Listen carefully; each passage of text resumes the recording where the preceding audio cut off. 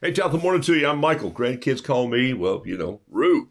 Good to have you on. It's a Monday morning, and I just looked at my calendar. It is May 16th. Great Scott, Waldo. It's great. It's May 16th. I don't know. The time just blows through. But I'm grateful for another day.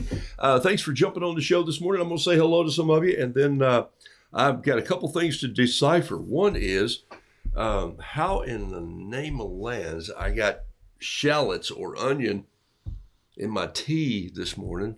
Oh, it is not pleasant. It was very pleasant in my spaghetti sauce that I made last night with San Mars. Oh, with some beautiful tomatoes and I needed a little carbs last night. I just made some angel hair and just a little oregano seasoning. But somehow I must have, I don't know what I did. My cup was there. I was having a cup of tea. That was earlier in the day. I don't know if I laid the onion up, but it's too late to change it now. So I'll just suffer through it and complain. It's a first world problem, people. At least to have a tea bag and some hot water. Donna Sil Barton, good morning to you. Carol Tard Monday, welcome to the show. Fern Skelly, thank you for being on the show. Laura Stanley, Handelmeyer Henderson, blessings to you. Gene Anthalzer, welcome. Barbara Mayer, Beverly Schmidt. It's easy for me to say, right? I thought I'd do this in response to our dear friend Sue, who used to join us. Not Sue from Australia, but no, it wasn't Sue. Who was it? From Munich, Germany. I'll speak in German this morning. Sharon Clark, welcome to the show. Karen Binder, Linder Finder. Linda Linhart, there's a lot of L's on it. Skeeter Powell says, good morning from the gardening city of the world. Is the gardening city of the world? I thought that was Garden City. I thought that was New Jersey. or the Hanging Gardens of Babylon, and you're telling me it's Greenville. I don't know. We're going to have to talk about that. Catherine Brousseau, good morning on the show. Kim Sheets says, and I hope everyone's watching. Kim Sheets says, I'm alone in the office, so I'm watching this morning. So for those of you who belong to the organization that Kim Sheets belongs to, just tune in because we're going to talk about her this morning. All right, just kidding. Steve Catlett, welcome to you. Top of the morning to you. Denise Albright, all the way out from, California. Elaine Barnett, Deborah Tauber, Deborah Spangler, Paul Lindy, as in Wendy, who's walking down the streets of the city. I bet you heard that all your life, huh? Terry Tardy, good morning. Glad to be with you this morning. Terry Tardy with the Terry Tardy turquoise from Coos Bay, Oregon, who's a putter. Terry Tardy the putter. Sounds like a poet. Good to have you on the show. Hope your family's well. Two B's, not to be. Look at that. Yeah, you know what? I painted these while the countdown was coming on because I wanted the paint to dry a little bit. I'm going to do something you haven't seen me do before. So here it is. Take a look. I just painted these spots on there with a little yellow paint. And now, before the paint is completely dry, and there's some still water running in it, I can see it. I'm going to put a little spot right here. Ooh, just with a little clear water. I don't normally paint this way. This is the way that oil painters paint sometimes when they paint something and then they go, oh yeah, I just painted the first undercoating and now I'm going to go build a house.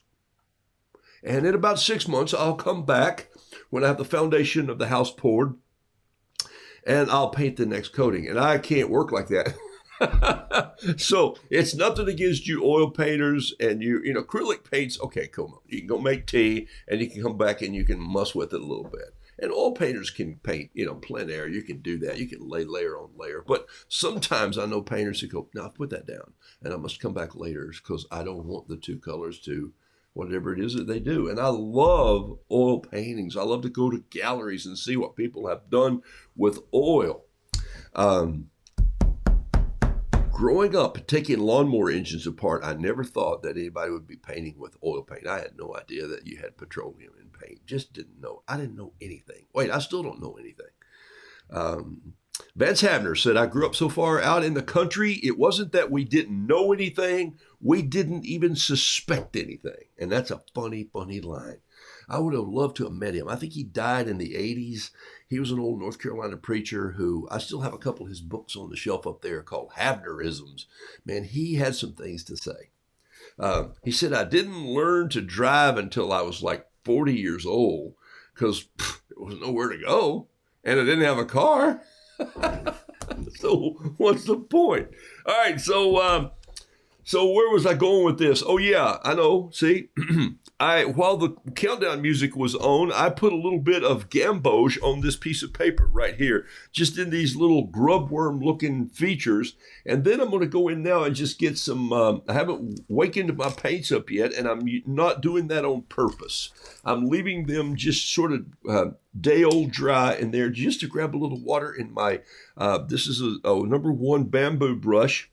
It's a longer point, and I'm just going to go in here now and just grab a little bit of black and just let it run in. And you can see where it just sort of turns loose and goes its own way. That's because this is still a little wet. Now, do I try these very often? Nah, not very often. But when I do, I like to just have something move. And so if I'm outside and I'm just sketching, doodling in a journal, and I want to just have some fun, this is the kind of playing that I do. All the work that I sit down to do to try to do, look, I do whimsical art anyway, right? Come on, you know the drill.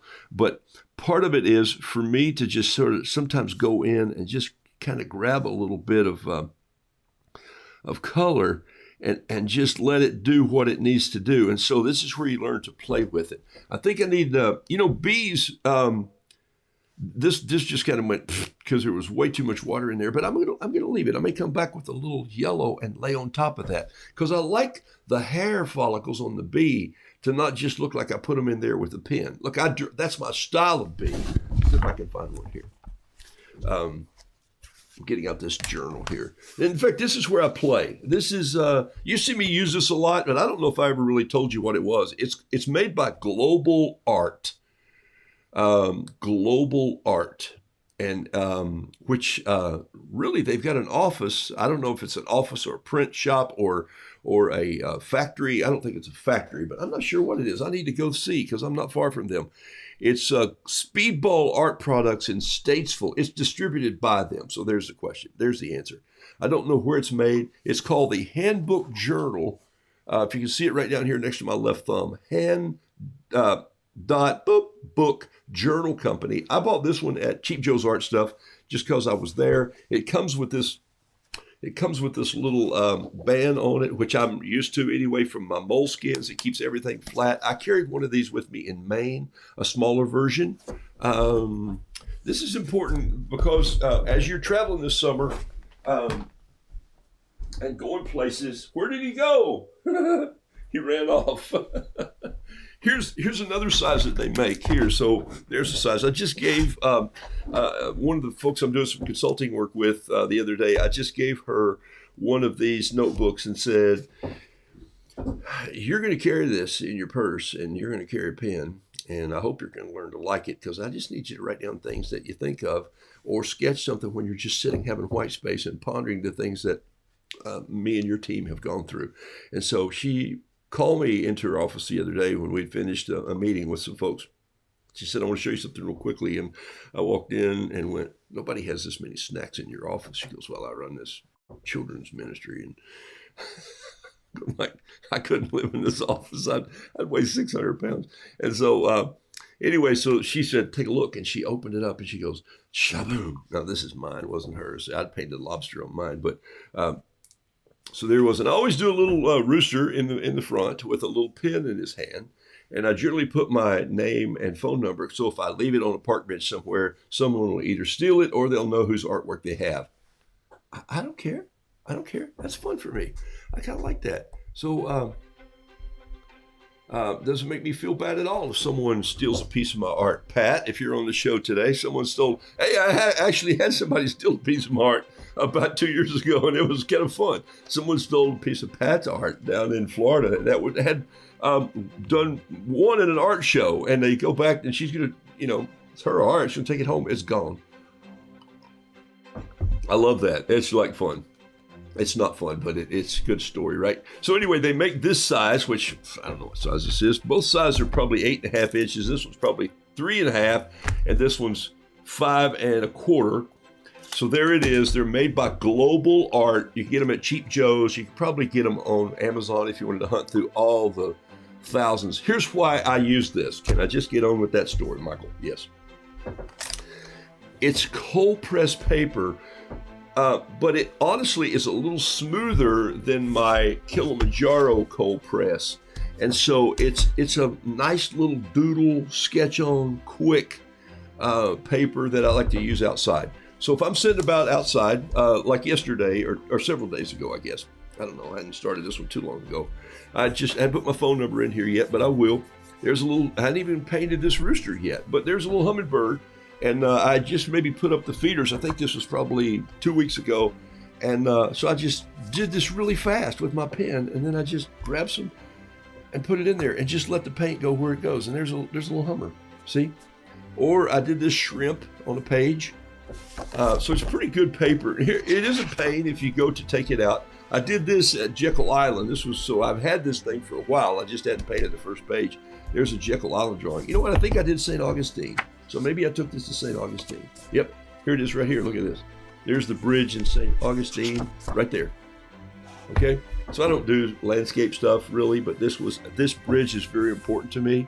Carol and I, when we go to St. Augustine, and we used to every Friday for lunch, we lived 20 miles north of here, and I had an old Jeep, and we would drive it down the coast. Not on the ocean, but on US 1, and we would go down and have lunch right here in a restaurant that was about where my head is right there, and then look across the bridge, and then after lunch, we'd walk across the bridge, and then we would walk back, and that would be our Friday date. It was kind of a fun thing to do. It was very fun. And then we were there when they tore this bridge down and built built a temporary, then they came back and reconditioned the bridge. It's called the Bridge of Lions, and it has these big lions, stayed lines on each end. It's really cool. All right, so there's but when I'm sitting around and I'm just doodling bees, take a look. This is my bee doodling journal. You know, I sold one last week with some bees out of here. So look at that. This is my bee journal. I'm into honeybees. Can you tell? I painted this yesterday or 2 days ago. This bee flew into a bar, and here's some little bees that I've just been playing with, like I'm showing you this morning. So I'm going to show you how I do this working without a net. And while it's still wet, let me go back to it. Global Art. It's called the Handbook Journal. I like the paper. That's enough. They don't pay me anything to say that. I just want to pass on good tools when I see them. And that's a fun one to do. It's just a small piece of paper. I like the little envelope in the back. I think I've just put some small cards in there at one time, like my little cards that I paint on. So fits in my back pocket, believe it or not. All right, let's just do this right here. Bees are European. They're not necessarily from America. Did you know that? They were brought here, domesticated here. So I'm going to put a little French. Wing on this one. Here we go. Look at that. That's kind of cool. Let's take this right in here and just let that go in. I might get a little bit of this black if it'll come up in the wing. Look at that right there. See, I'm just using my bee again as a little bit of that. That's kind of fun. These are just little light bees. Look at that. All right, so I'm going to use the same brush.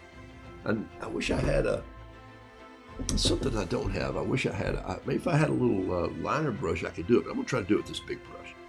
Just roll it in the ink very carefully here. Try not to mess up the hair. Get the goat out of line. And then I'm going to go in here and I'm just going to grab a little bit of a leg and bring it out. And then another leg here and bring it down. And then this leg goes back up on the body. And it comes down thick. And it comes down. And this is the leg that carries the pollen. And there's a little antennae coming out. And I'm just going to do a little bit of an eye here on his head. A little more of a rounded head right there, just a little bit. Okay, not the greatest bees I've ever done, but the point is, I'm telling you, just when I'm playing, this is sort of how I learn to just sit and play. And so I didn't know if you'd ever seen, I do this style every now and then just because it's kind of fun. And it's different for me to not start with a pen. I'm really such a pen snob that I love starting with a pen and just letting it take off. And so I just thought I'd drop some in. Now I'm bringing some more yellow back in there. Some bees have a little bit of brown. Oops, brown. Do I have some brown? Yeah, here's some brown over here. Some bees have a little bit of brown in them and some orange, and I'll just go in and maybe touch that brown in there. Use my finger to push some detail up in the wing, like that. And so I have these two little honeybees, which aren't too shabby, you know, for storytelling. And but what I can do is I'll do those two little globs, and then I'll go make some tea. And then I'll come back, and after it's dried a little bit, I'll drop some more on. I'm going to show you that one more time just so you can see what happens if I don't. Let me rip this piece of paper. I love doing stuff like this because I think it's helpful for you to get the idea that all you have to do is play. And then sometimes that playing will bring you to something, discovery, and you'll go, oh my gosh, I just discovered that. And I can use that to build a better painting on. I'm still in the rule of 50s. If you haven't painted 50 honeybees, then you've just looked out on a few. Or you have such a gift of art that you should be using your art more anyway. So you see where I went to with that story? Hey, by the way, let me just say this while I throw this back on here. Sharon Fritz Norbus, Norman Norbus. Woo-hoo-hoo-hoo. What time do they air on the 19th? I don't know what y'all are talking about, but that's another show.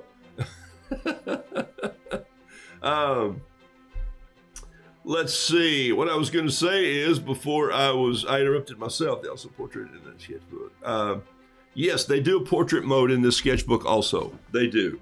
Instead of just a landscape mode, they do a portrait mode. It's pretty decent paper, so if you haven't tried it. I don't like sketchbooks that have really poor paper. You know, I spend a lot of time doing work notes in moleskins. You know what a moleskin is, right? It's one of these. But this, and even though I do some sketches in here for little things that I'm working on with pens and stuff, this is a very yellowed paper. that doesn't take paint well, and it's really for just notes and my doodle notes of business when I'm consulting. I write everything down. It's not even as white as the Japanese journals that I use. So I love those journals. That's one of a kind thing. This is more of a journal just to take, have in my small bag with my bug out bag, and grab it, sit down at a coffee shop and just start doodling and not feel bad about wasting some paper. I do think that this book is about $15 or $16, but there's probably 30, 40 pages in here. So give a few away, sell one or two, pay for the book, and move on. Let's see if we can do one of my bees that are just like my regular light bulb bees. Here's a little Christmas light that I'm painting here, just like so. There it is right there. Got a little cap on it. Little bit more, little lighter in here. This is where I do well, that wasn't lighter. Sunflower on the back of the bee's back. Right there it is. There's just a little bit of a sunflower. It's a little wider out. I'm going to leave a little space here. And then go in at the top and just kind of put the top of his head up there like that. And so there's my little bee body. Can you see that? It looks like a little angel almost. I love it how things look like other things. That's just one of the most fun things. My granddaughter and I were talking about this the other day, about how to paint things that look like other things. So now what we do is we just leave that alone for a minute. And this is the hard part for me. So how you doing? I mean, this is the part where I go, okay, I'm letting paint dry. Lisa Predasaur, thanks for being on the show. Elaine Barnett just got some Kilimanjaro paper. Elaine says, love it, love it, love it. It's my favorite. I know everybody has their favorite, but I think part of it is because I know it so well, and I know what it's going to do to the color. I know what the water's going to do on it, and that's that consistency. Even though I'm inconsistent, remember the chapter in the book, Noodle Doodle Fiddle Piddle? Consistently consistent, but inconsistently consistent.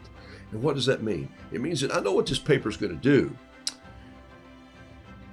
but I don't know what kind of style I'm going to throw at it. I know I'm going to paint something whimsical, but I don't know how it's going to surprise me or reveal to the person who's buying it. And so those are the things that have to work together. But I like having the consistency of paint that I choose to like in the colors, and also the paper that I love to use. So it's all part of you finding your style. And I know a lot of you are still searching. I see things all the time where you say, today I tried QORR paint or Daniel Smith paint, or I wanted to buy this paint, and you'll eventually have all that chattel that we talked about. You'll have a room that's just filled with stuff. Eventually, what I go back to is this. This is my go-to. I probably paint more paintings out of this Altoid box than I do this. And that'll blow your mind, except no, I do. I paint here when I'm doing a show, and I paint here once more a week. Everything else I do is somewhere else in this house or outside on the back porch with one of these books, or with a Kilimanjaro book and a piece of paper, and I'm just taking off and running and going. And so if I want to sit down and do, let me show you. I'm going to show you this one more time here as this dries just a little bit more. This is just a quick sketch doodle hummingbird, okay? So I liked where he was going. So it was my play bird. Now, if I want to get my pens out and get serious, then I'll come up with a bird like this. See the difference? Boom. Okay? So this is what I really enjoy sending out to people. When someone buys this bird and he's framed and he's in their curio or on the edge of their kitchen near the feeder, you just go, okay, dadgum, that's the bird. That's my style. But this led me to this. Okay, there might have been 3 more between there. As a matter of fact, there were. There's one, and there's one.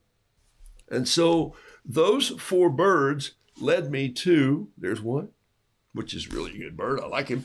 And this one, they're all better than this bird, but this bird led me to all those. And then this is probably my favorite of all. And there are a couple reasons for that. One is just the size. I'm a 6'5" guy who weighs a lot, who has long hair and a block head and a square chin, who likes small little paintings. There's something that draws me in. Look what I'm doing. I'm doodling a bee that's 3 inches by 2.25. So what? I love that because I've invested only a little bit of time in it. I'll sell it sometimes, and sometimes I'll just find somebody who needs it and I pass it on to them. I love it. This week, my granddaughter and I were having, breakfast out. It was Friday morning. I think I told you that, and we gave the both waitresses a little painting, and she said, "Who painted this?" And we both pointed at each other at the same time. And I had done them, but I pointed at her, and it was so fun because I could see it come over her face going like, "Rue, I did not paint that." And I go, "Well, you painted one almost just as good. You could have given yours away." Okay? All right. So the play leads me to the more serious work, but I don't ever really have serious work. All right. So let's see. This still got a little bit of water in it. As a matter of fact, it's got quite a bit of water in it. So I could probably do this with a pen, which is kind of fun. So let's just try that. Okay. So now I've got this wet. Look at this. Oh, just dropping my... Let's get another pen just for fun. Let's see if that one's going to still write. Let me find something like do I have a Lamy up here? That'll do it. Yeah, what's this? This Lamy should just probably drop some paint right on there. Look at that. Oh, okay. So let's just drop that in, and a little spike, and then let's come up with this right here. Drop in a little bit of ink on top of that wet paint. And you see what that's doing? It's just rolling right into the bee's body. I'm going to take off for a second and see if I can enlarge this just so you can see it a little bit. Let me see if I can get a focal point right here. Boing. Doesn't want to focus. The light is so sketchy, but that'll give you an idea. It'll be like I'm painting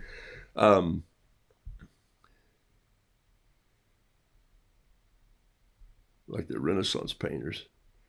Look what's happening here. I'm not using paint now. I'm using my pen. So I'm still playing. And look at the stripes come out on this thing. Ooh, don't you just love that? So guess what I'm going to do now? I'm going to go in here and get a little bit of that. And I think I might use a smaller pen here. No, I'll keep a brush. Why? Because if you're outside, you might not have all your tools.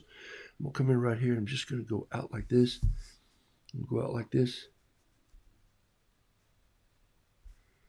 Come out here. Just grab a little bit of that ink. I need a little bit of that ink on my pen. There it is. Look at that. Now you can see it. You couldn't see it, I don't think. And now I'm going to come around on the curve. Come around the curve like this. It's a little heavy, but I bet I can go in here with a paper towel and get some of that out. Yep. So it's moving. I'm going to touch my brush to a little bit of brown and just sweep a touch of brown in there like this with my finger. Now I have this bee. Oh, sorry. Now I have this bee coming in like that, and then we'll go from there, okay?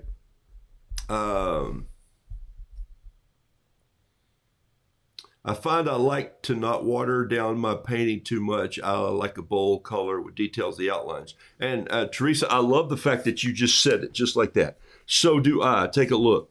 This is not watered down at all. I really like the bold paint. That tells me that somewhere down the line, you probably switched to watercolor, maybe after painting acrylics or oil, and you just said, boom. I didn't. I started with water and said, I like bold watercolor. This is not my favorite. This is more my favorite, but every now and then there's something about the whimsicalness of the blooming of watercolor, and I'll go back and touch it with bolder, but I do love that you like that. Here's what that tells me. And folks, catch this comment that she just made this morning. She says, I find I like to not water down my painting too much because I like the bold color. And so part of that is why I sketch with pens and why I like that little piece of art that's bold. And so that's the absolute thing that that happens when you put that together. So for me, I'll go back in here now and I'll take a little bit of just some heavier line right in here where these wings are hinged. All good bees have hinged wings. And I'll put his antennas up there. And then I'm just going to use I think I'm going to use this Lamy pen to do his legs with. I think you can see what I'm doing here. Let's see if I just go in here and come in here with a little bold leg like this. And then maybe this leg here comes out this way and this one in here. And this leg here on the bee starts up a little higher, but it hinges down here and it comes down sort of like this. And it has there's a word for this little pouch that he carries right here. Oh my gosh, it starts with the C. Somebody can look it up. I don't know. It's called CAUIB. I don't know. There's a name for the little, when you see orange on the bee's legs and you realize, oh my gosh, that bee is carrying pollen back to his house. It's right in here. He's got this, he's really not just, it's all not just stuck to his legs. There's actually a little cavity that opens up there. It's like a little basket. It's actually called the basket. Yeah, I know a few things about bees. At this time of year, the reason I get into honeybees is because my dad was a beekeeper, and I just love the fact that my house was always sticky. Everything I had was sticky. My ball glove was sticky. You put some honey in it, And so I just love that whole concept of what it was like. But he got all the supers ready, and we'd go out. And so now that's really an exploded view of this bee, but let me come back in and I'll show you what your neighbors would see if they looked in the window, something just about like that. So you have this fun little bee, and there he is. And he doesn't have to be perfect. He doesn't have to be good. He's whimsical art. He's going to say something. I want to put a little touch of orange on his head, just right here to give him just a little bit of right there color, but I'm also going to touch the brown in here, just a little bit of mummy brown. That's a nasty color, but mummy brown is, but I don't know why they called it that, but I guess somebody was watching a movie or something. Okay, bees have been, bees are responsible for billions of dollars of pollination. Our crops do well because of bees. These are fun for me to draw. And you know how I always get my clover honey. I always did a lot of clover honey. We had clover.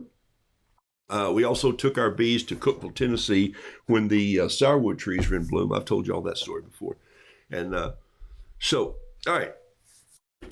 Miss my dad, miss my beekeeping days of having to go help. I actually enjoyed it. It was fun. I learned a lot about bees and beekeeping, and I don't keep them here because I just have so many things going on in my life that's not my hobby. Art is my hobby. Welding or blacksmithing is my hobby. Consulting and teaching is my hobby. I love it. Those are the things that I do. Wait. Those are all the things that I work at. Okay, so my work is my hobby. All right. Hey, it's about 9:30. I'm going to paint a rooster. Sound like Foster Brooks.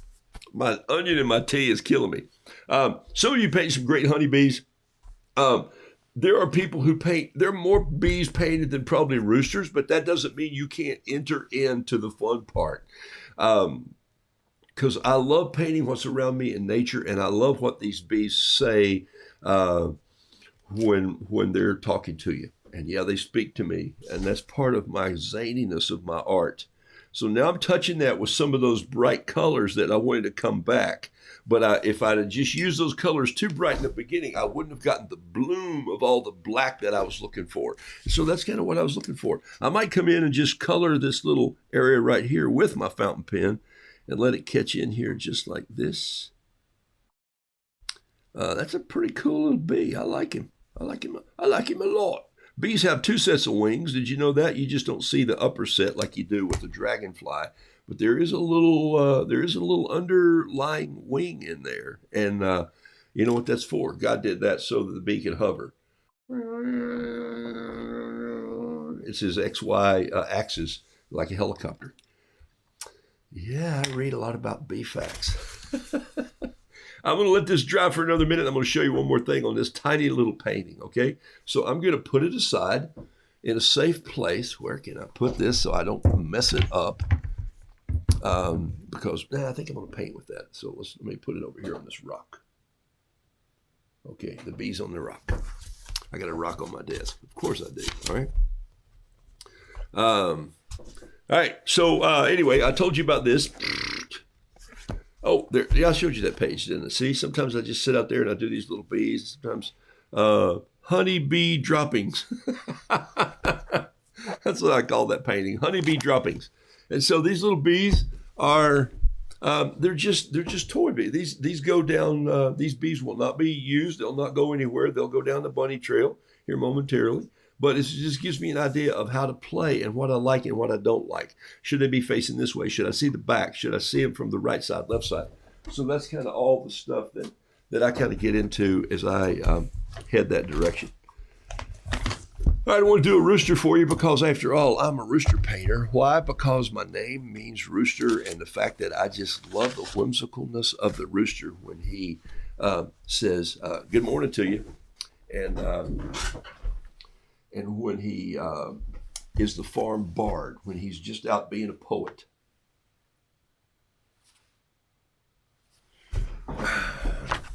I once knew a poet who lived before his time. He and his dog sooner. Maybe portrait. Might just do it. Might just do this Roo in portrait style. It doesn't fit that well. I'll do it on landscape.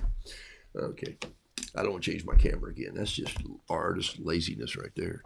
But I have it focused pretty well for you, so I'm going to leave it there. Okay, so here we go. A little music, and then let's see. I don't think there's any questions popping up. I did start to say, do you ever consider auctioning off one of your journals? No, Kim, I don't think so, but I appreciate it. I think your journals probably ought to stay with you, and I think that's part of your legacy. The one reason that I even like the Roo's Good News Roo thing I'm doing. So I don't think I'm going to auction those off. There is the thing that I brought from Maine, though, because I thought I really don't need a journal that just had 50 lobsters in it. So I did sell a lot of the lobsters. Matter of fact, if you'll see this, that's a good question. This is a pencil that I have on the desk over there that I actually paid 59 cents for in Kennebunkport. And I realized that I got to Maine and I didn't have a pencil. So what's new? Because I'm a pen person, right? You know, I'm always carrying pens. I got pens everywhere. I got them all over the place right now.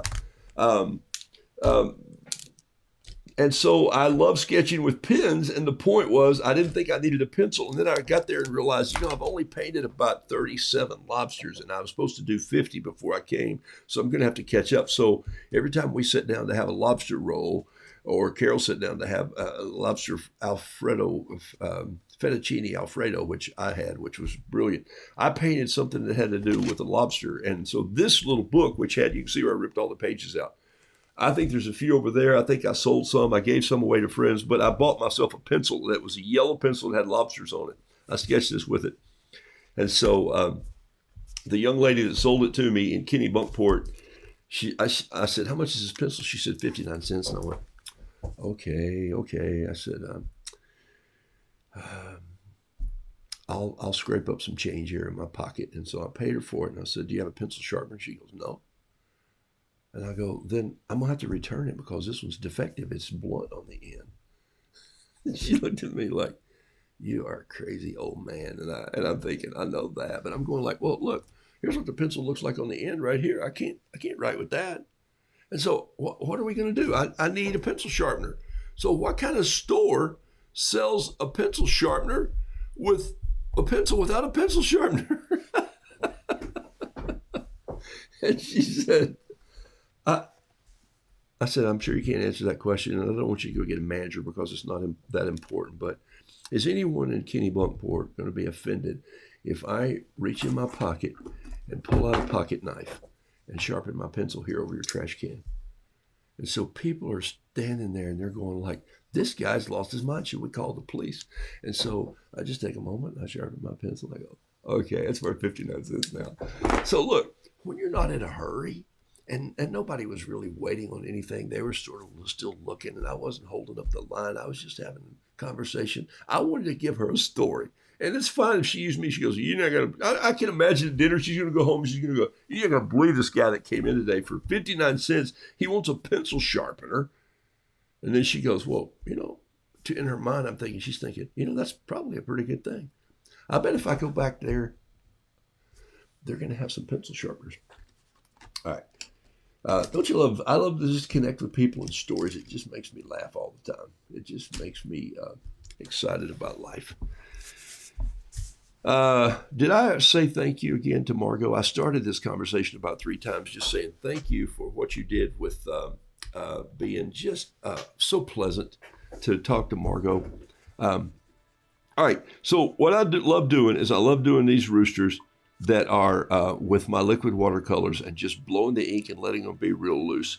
And so I'm going to do this rooster looking back over his shoulder because I know someone who likes them. And these two roosters that the one I finished the other day are going to New Jersey for an art show. And let me have another sip of my onion tea. Oh, that's so bad. Maybe this will help it if I put some fresh in there. I have some fresh tea in my thermos.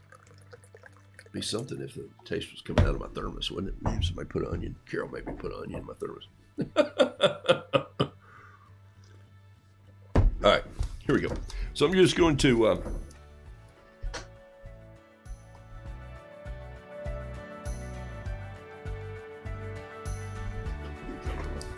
we'll paint this little rooster looking back over his shoulder like this. Got a big old bulky beak right there.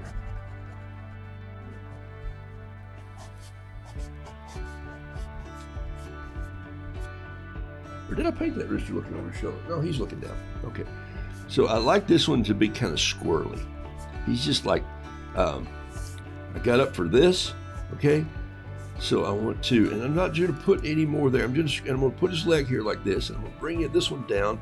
I'm going to bring it down right here. Short, fat leg on this rooster. There it is, right there. Long toes.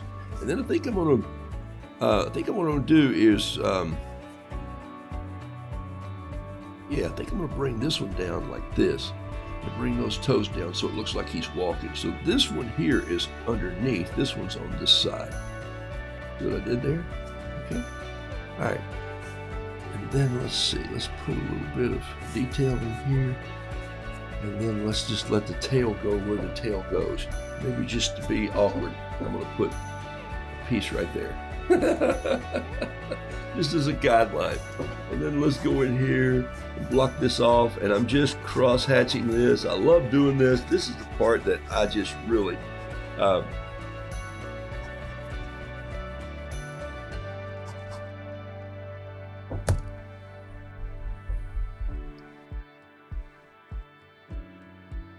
Pat, I was just saying my tea tastes like onions this morning. Art show in Marion. It's not an art show in New Jersey. It's a school it's a school that Jason is a part of, and he teaches that. And that school has asked me to speak to the end-of-year art thing that they do. And the fun part is they have someone there who's going to speak for a few minutes live, and then I'm going to speak for about 20 minutes virtually. And so they're bringing me in on their screen, and I get to interact with them and get 3 questions and talk to them about the things that I talk to you guys about. And so I am sending up some artwork for them to actually sell there, not for me, but for to give money to their art program. So that's kind of something fun that we've been working on for a long time, and it's going to be fun to be a part of. All right, so here we go. This is, I'm going to come back to this bee. Don't think I forgot this bee over there. I'm going to show you what I'm going to do to this bee. Look at him now, see? He's taking some shape now. He's a little French bee because I use French gray on his wings. All right, so what I'm going to do now is I'm just going to grab a little bit of fresh water, clean water. I think you can almost see it up there. No, you can't. It's right inside my face. But that's the sound. I'm just going to grab clean water, and I'm going to grab this bamboo brush, and I'm just going to come in, and I'm going to start bringing a little water down here like this. And I'm not trying to paint the whole thing. Remember this? I'm just trying to keep some holidays in there. And I'm just letting the water go where the water wants to go. I really can't even see it until I lean way over sideways like this and look at some of the directions that the splashes have gone. And now I'm just splashing a little water in there. Like, who cares? I don't. Maybe just a little bit right here, a little on that. And then I'm just going to let that water sit for another second or two. This is my favorite part of the whole thing right here. I'm going to grab some of my liquid watercolors. And I'm going to grab this blue first because I think it needs a little bit of blue in the tail. And I'm just going to come in and I'm going to hold this up about 8 inches from it. And I'm just going to drop it. Boom. There it is right there. And maybe just another little piece right there. And then I'm just going to let it just kind of waddle around there and go where it needs to go. Look at that. I'm going to tip up my page a little bit. Might even grab a little straw and just give it a blow like this. Watch this. Ooh, don't you love that?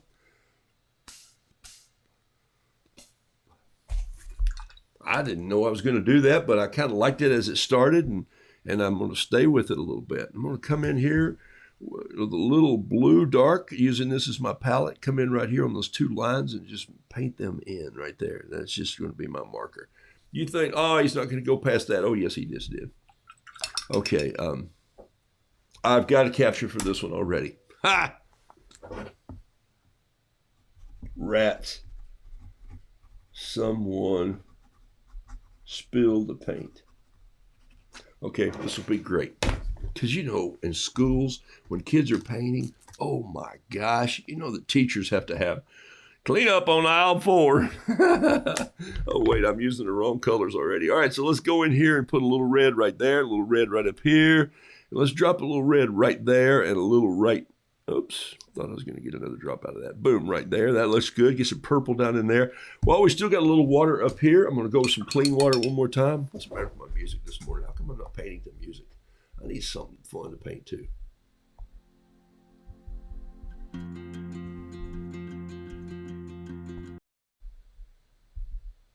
What's going on, you people? Oh, that's good. Need a little bit of yellow paint here. This is Gamboge liquid watercolor, and I'm just going to drop it right in here. Boom. And put a little spot right there, and put a little spot right there, and let it run down. Okay. And I'm going to put a little spot right there because I want some green in these tail feathers right back there. Okay. All right.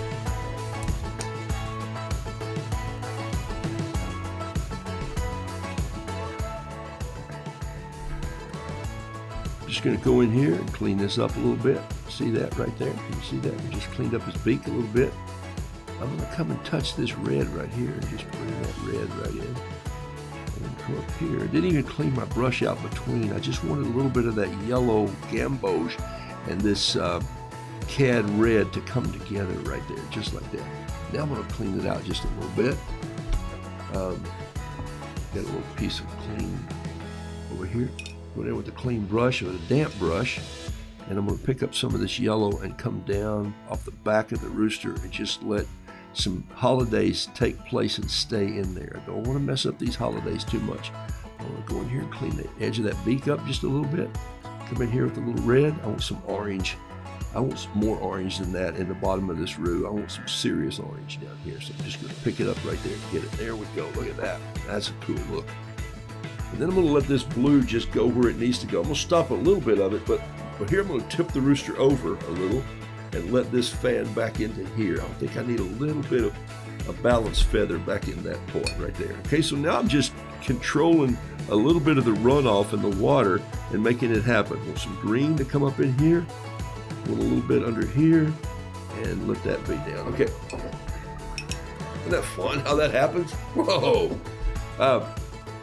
All right, so I'm going to grab a little bit of this orange right here, roll my brush in it. That's going to be the leg color. I'm coming in with that. Same right here, a little oranger on this side, just a touch of this red in there. Why? Well, that's the back leg, and it's going to have a little more shadow on it. Well, he says it like an artist, but does he really mean it? I could.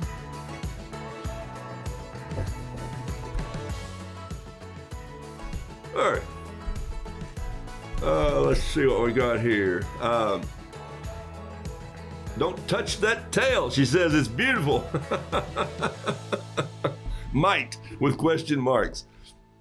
I've been dabbling in gouache paint and using it like water painting. Nice because it dries quickly. And that is true. Gouache will dry a little quicker. And so it's awkward for me. I've never enjoyed it too much. I've tried it, but I love it. The people who love it, love it. Now, my grandmother used to say that. I'd say, Grandma, we called her Ma Han. I'd say, Ma, she says, you going to have some of this? And I'd go, I don't like it. And she says, well, if you love it, you love it. And if you don't eat it. And so I'm going like, okay, Grandma, I appreciate what you're saying there. I need a little grass in here. Let me get this right here. See, got a little green there where this yellow has hit this blue. And I'm going to come in here and just paint some undertones in this. I'm going to use a little bit of just, you see I had a little yellow on my brush, but I'm going to go back and get some more green. Watch this, and get a touch of blue, and that'll make this green even so. I could have done this in two things. And plus, I grew up in a little community called Bluegrass, and so it wasn't really bluegrass. But now I need a little bit of shadow underneath these feet. And I like shadows sometimes to have a little purple in them, too. That's kind of fun. So I'm just going to come in here, and I'm just going to put a little bit of block, like a ground block back here. Here we go. And I'm going to get a little more shadow right under there, a little more shadow right under here. And then watch this. I'm going to shadow this tail by hanging it out there like that. See that what happened there? Ooh, I put the mountains in the background. And so what I'm going to do there is just take a little bit of blue up on those mountains because, you know, I told you this was in the mountains. It's bluegrass. I grew up in East Tennessee. So we were 40 minutes from the Smoky Mountains. And it was always fun to be spending some time up there. And then just a little bit of grass out here in the front, like so. I'm going to grab my number 7 pintail. Right there it is. And then I'm just going to grab it and put some veining in these feet, just for a little detail. Are they perfect? Nah. You know how I know? I don't. But I do know this. They're not real. They're whimsical. But I do know this. I have seen a lot of chicken feet in my life because I've, dispatched a few to put in our freezer. And I know they got little lines on them, but nobody knows where those little lines go this way, that way. I kind of do in some respects. So I just draw what I remember and what it looks like to me. Did you catch that? I draw what it looks like to me. We worry too much. Does it look just like the photo? And I'm saying, if you want it to look just like the photo, take a photo. Unless you have the God-given talent to paint the face exactly as it is and you want it that way and you want that representation. If you're a realist, if you're a fine art realist, may you be blessed. I am a whimsical painter who tells stories with their paintings. Your story, like when you saw the video that I ran of Eva Crawford, oh my goodness. If you had 2 hours today to go stand in her gallery, you wouldn't meet her because she's in France, but what you would see is the sweetest lady you've ever talked to, and she would tell you anything that she knew about art. They're just like that in this gallery. They are not stuffy people who go, well, of course, I use this. That's not who we're dealing with here. We're dealing with artists that I love, like you people who connect with one another, who are having your own cotton-picking conversations saying, really, let's do that. Let's make this. Let's see that happen. And that's kind of what I love about the art as it brings people into it. That's what I love about the community. I just went up here and got myself a little bit of this dark and have come in right here to add a little bit. Why in the world, someone said, they're saying it now, would he do that? Because he can. He's the artist. Well, he's the person who thinks like an artist, and sometimes he might not be thinking. But anyway, there is a little bit of how that works. I'm going to put a little bit of this orange back up there.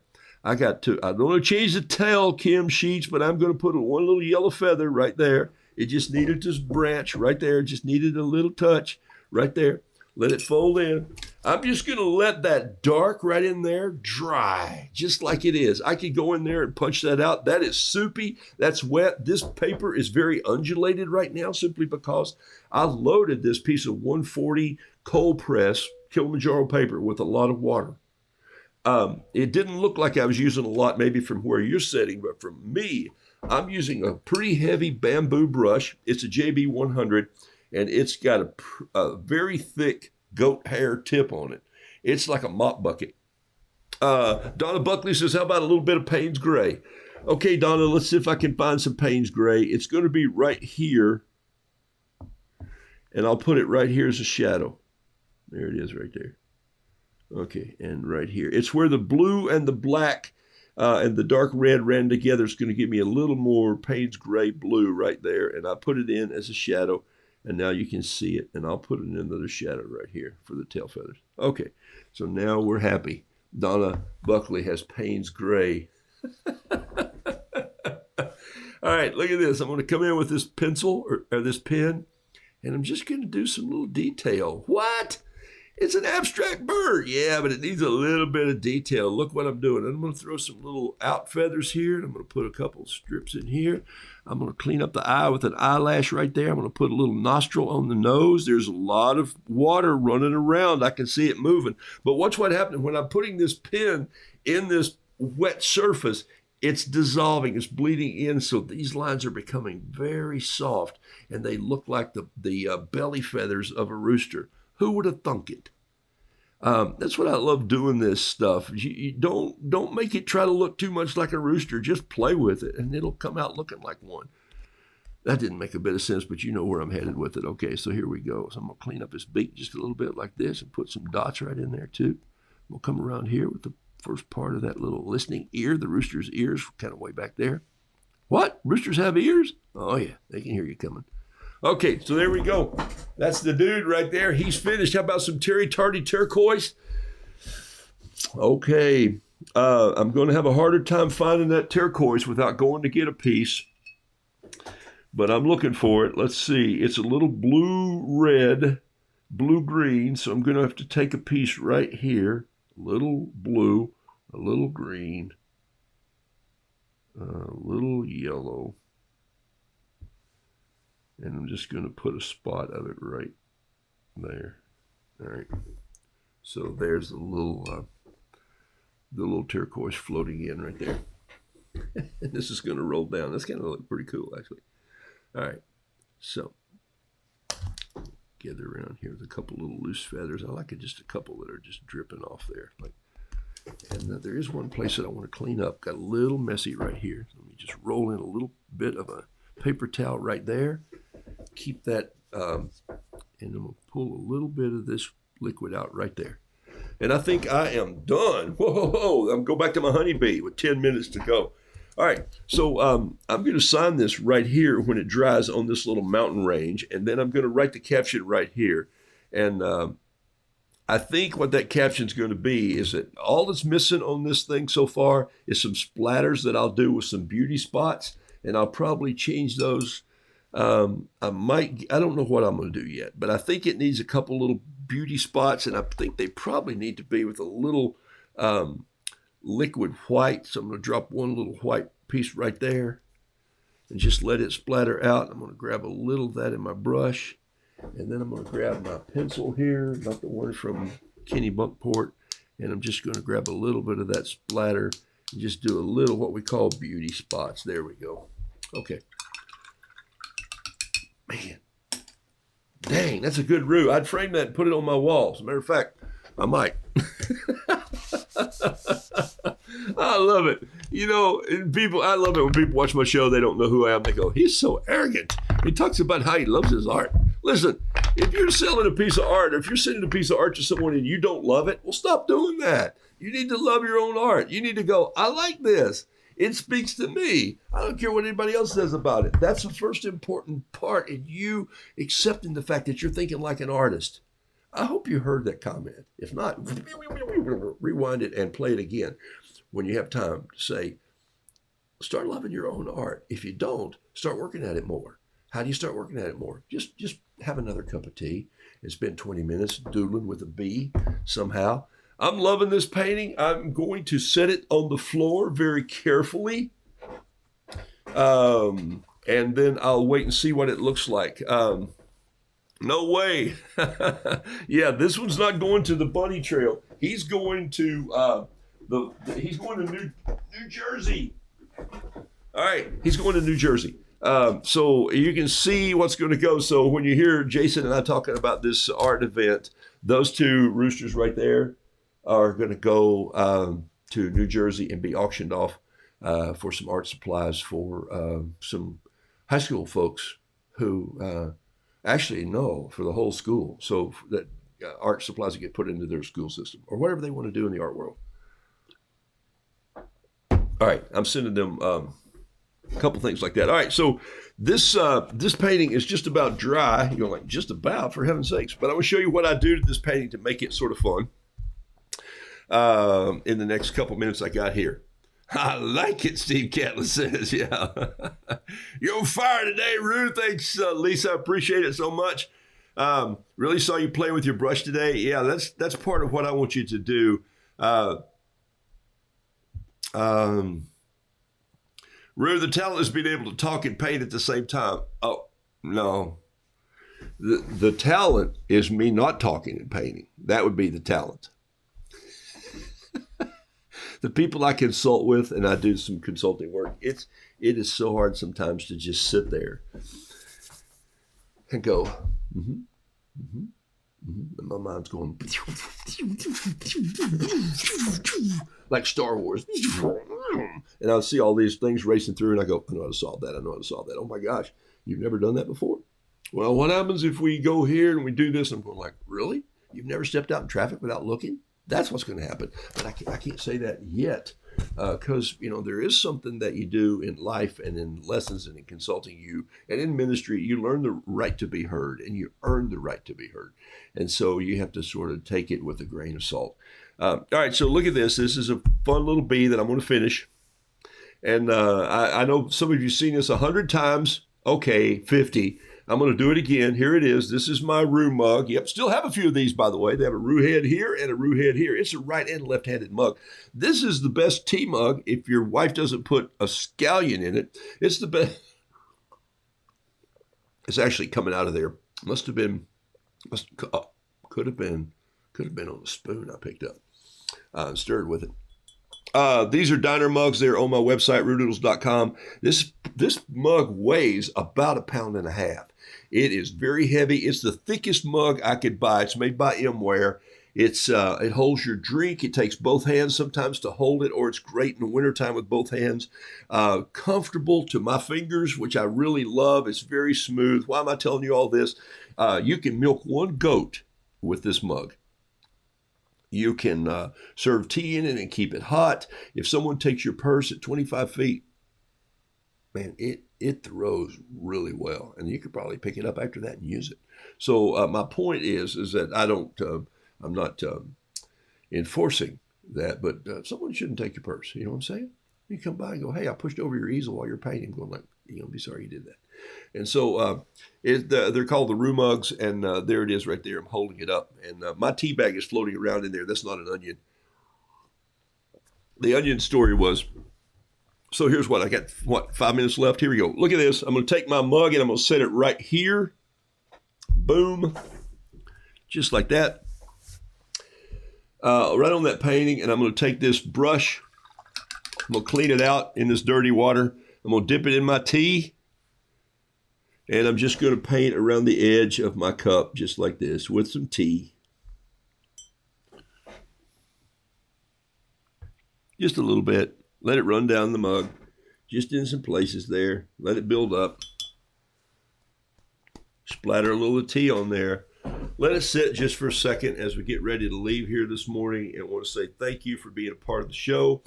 Thank you for supporting each other. Thank you for all that you do. Here we go. Mugs are awesome. And I've never bumped or tipped it. Yep, I can't say I've not dipped a brush in it. I do it all the time. All right, here we go. There it is right there. There's your little coffee or tea ring on the bee. And then what I do is I just go in and get a little bit of this and just touch it on there. And this would be a great place for me to write a caption for this as I sign this little thing. Roodoodles.com. And then I'll come up with a little caption on there and put a little work on this bee right here. Just some details. Okay, so he turned out pretty well, actually. Yeah, it's pretty cool. All right, so there's my little honeybee with some tea on him. And wash off the bottom of my cup. And I'm out of here. Take a sip. Voila, Tissy Chambers says, all the way from France. Hey, Tissy, we are upside down and won't be seeing you guys in Knoxville. Upside down as in busy, crazy. Blessings to you, Tissy Chambers. I went to high school with her, and there's a big reunion coming up. It's the 200th year. We go all the way back to Admiral Farragut, to David Admiral Farragut, who said, by the way, before Patrick Henry did, damn the torpedoes, full speed ahead. It was Admiral Farragut. I played for the Admiral Farragut. We were known as the farmers back then, because just jokingly to all the people, there's that verse of the onion skin. Found it. A scallion. All this morning I've been drinking it. It was floating around in my teeth. So anyway, that'll be fun. Sorry I can't make it, but voila. Hey, take a sip right now, and I'm going to look at my list on the wall. Send out a few texts. I'll do that right now. Blessings to you all. Thanks for being a part of my show. Thanks for sharing this show. And thanks for painting and giving paintings away and increasing your skill and also sharing with a community somewhere. Connect with people. It is very, very, very important. Blessings to you. I'm out of here. Grab my harmonica over here that hangs on the wall. I always have to end with some music, right? Or just a note. In this case, it's just a note.